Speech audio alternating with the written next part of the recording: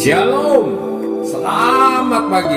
Sate pagi hari ini bertemakan apakah Yesus pernah bersekolah? Karya Pendeta Dr. Andar Ismail dari seri buku Selamat Mengikut Dia, terbitan BPK Gunung Mulia. Coba Anda duga, apakah Tuhan Yesus pernah bersekolah? Harap Anda jangan cepat-cepat menjawab. Tidak pernah.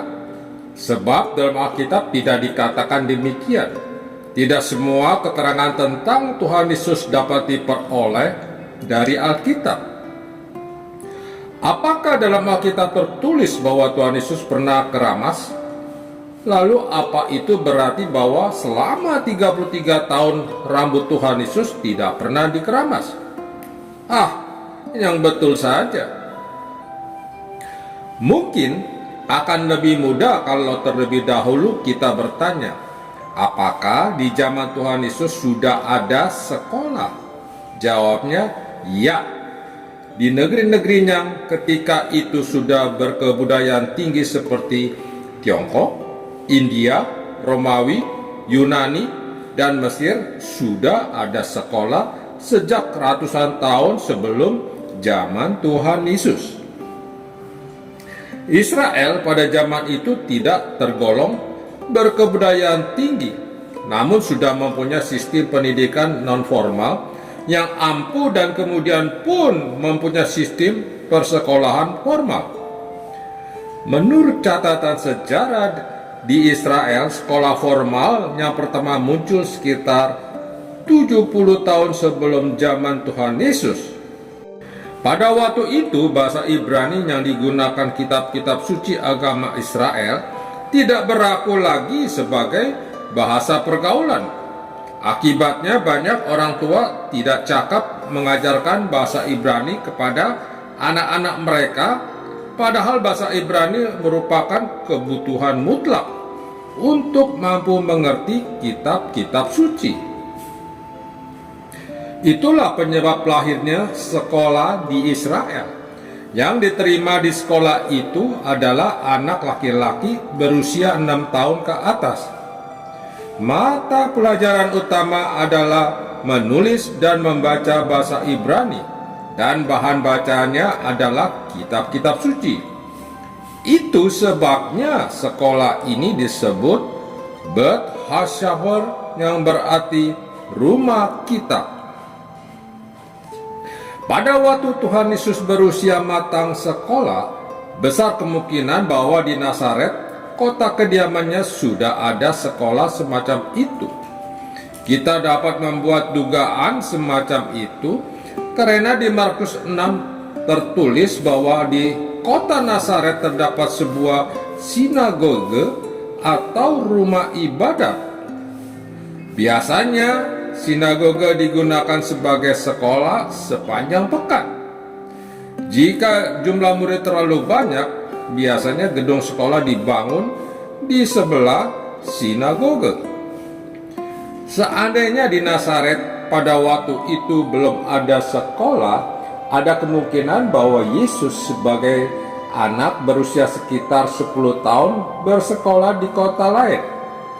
Tidak jauh dari situ ada kota besar Japa yang dapat dicapai dengan berjalan kaki dalam 30 menit.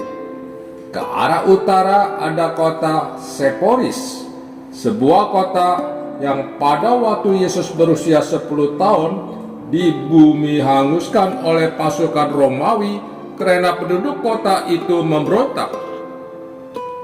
Ada kemungkinan bahwa Yesus membantu ayahnya sebagai tukang kayu yang membangun kembali kota tersebut. Jika demikian halnya, besar kemungkinan bahwa Yesus bersekolah di kota itu. Karena pada umumnya anak Israel pada zaman itu bersekolah sambil bekerja, membantu mata pencaharian orang tua mereka. Kecenderungan kita untuk menduga bahwa Tuhan Yesus pernah bersekolah terutama disebabkan oleh kenyataan bahwa ia menguasai bahasa-bahasa asing dengan baik. Bahasa ibu Tuhan Yesus adalah bahasa Aram Tetapi Gunther Bonkamp, seorang pakar perjanjian baru, menyimpulkan dalam bukunya Jesus of Nazareth bahwa Tuhan Yesus menguasai bahasa Ibrani klasik yang digunakan dalam kitab-kitab suci. Bahkan Ibrani rabbinik yang digunakan di kalangan golongan terpelajar dan bahasa Yunani sebagai terbukti Tuhan Yesus mampu berdiskusi dengan para ahli Taurat tentang kitab-kitab klasik. Penguasaan Tuhan Yesus bukan hanya dalam hal bahasa, melainkan juga dalam hal isi kitab-kitab klasik. Levi Sherrill, seorang pakar pendidikan agama Kristen, dalam buku The Rise of Christian Education menyimpulkan bahwa Tuhan Yesus bukan hanya menguasai kitab-kitab suci Yahudi yang terbatas, melainkan juga tulisan-tulisan klasik yang sekarang disebut Apokrifa, Pseudepigrapha. Sherrill cenderung menyimpulkan bahwa Tuhan Yesus terus bersekolah sambil bekerja sebagai tukang kayu pada masa usia remaja dan pemuda. Mungkin di sekolah lanjutan yang formal atau belajar secara pribadi dari guru-guru tertentu. Pada zaman Tuhan Yesus memang sudah ada sekolah lanjutan, yaitu Beth Hamedeshah atau Beth Talmud sebagai lanjutan dari Beth Hasefer yang bertingkat sekolah dasar. Dari kitab-kitab Injil memang tampak bahwa Tuhan Yesus menguasai isi banyak kitab klasik agama Yahudi yang seiring dikutipnya di luar kepala. Besar juga kemungkinan bahwa Tuhan Yesus kuat dalam penguasaan bahasa dan kitab-kitab suci karena membiasakan diri untuk hadir di sinagoge pada setiap hari Sabat. Di Lukas pasal 4 ayat 6 tertulis, "Ia datang ke Nazaret, tempat ia dibesarkan, dan menurut kebiasaannya pada hari Sabat ia masuk ke rumah ibadat." Kata-kata "menurut kebiasaannya" tidak menunjukkan kapan Tuhan Yesus memulai kebiasaan ini. Namun dapat diduga bahwa sama seperti banyak orang tua lainnya, Yusuf dan Maria sudah membiasakan Yesus ikut ke sinagoge tiap hari Sabat sejak usia anak yang dini, yaitu sekitar usia 4 tahun. Di Lukas pasal 2 ayat 41 sampai 52 diceritakan bahwa pada usia 12 tahun Tuhan Yesus mengambil prakarsa sendiri untuk ikut dalam suatu pelayanan dan diskusi di Bait Allah di Yerusalem. Perhatikan istilah yang digunakan untuk menggambarkan Yesus yang berusia 12 tahun ini. Ia sedang duduk di tengah-tengah alim ulama sambil mendengarkan mereka dan mengajukan pertanyaan-pertanyaan kepada mereka. Semua orang yang mendengarkan dia sangat heran akan kecerdasannya yang segala jawab yang diberikannya. Dengan jelas di sini Yesus digambarkan sebagai anak-anak yang cerdas. Cerita tentang Tuhan Yesus sebagai anak berusia 12 tahun itu adalah catatan terakhir dalam kitab Injil tentang masa kecilnya. Segera setelah itu laporan melompat ke cerita Yesus pada usia sekitar 30 tahun. Jadi ada masa bungkam sepanjang 18 tahun tentang Yesus yang tidak ada keterangannya dalam kitab-kitab Injil. Apa yang diperbuat Yesus antara usia 12 tahun sampai 30 tahun? Dari penelitian para pakar Alkitab, kita dapat menyimpulkan bahwa di samping bekerja sebagai tukang kayu, agaknya Yesus terus belajar baik melalui tahap tatap muka dengan guru secara perseorangan maupun melalui buku-buku yang dipinjamnya dari guru itu atau dari sinagoge. Ketika kemudian para pengarang Injil melaporkan awal pekerjaan Yesus, mereka mencatat bahwa Yesus mengajar sebagai orang yang berkuasa. Di sini, wibawa bukan terutama menunjuk kepada gaya retorika Yesus, melainkan kepada kedalaman dan keluasan isi pengajarannya yang memang secara mencolok menunjukkan bahwa Yesus sangat pandai dan berpengetahuan luas. Apa rahasia kepandaian Yesus?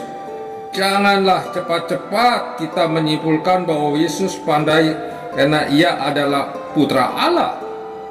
Perhatikan apa yang kita dapat di dalam surat Ibrani, dan sekalipun ia adalah anak, ia telah belajar. Ibrani pasal 5 ayat 8. Rasanya kepandaian Yesus terletak pada kegiatan belajar. Walaupun ia adalah putra Allah, namun ia menempuh upaya belajar. Kedudukannya sebagai putra Allah tidak membebaskan dia dari kewajiban belajar. Kalau Yesus yang adalah putra Allah masih perlu belajar, apalagi kita. Kalau Yesus yang adalah putra Allah mau belajar, mengapa kita tidak? Amin. Mari kita berdoa. Bapa Surgawi, kami bersyukur dapat mendengarkan Sate pagi ini tentang Tuhan Yesus yang belajar terus-menerus. Amin.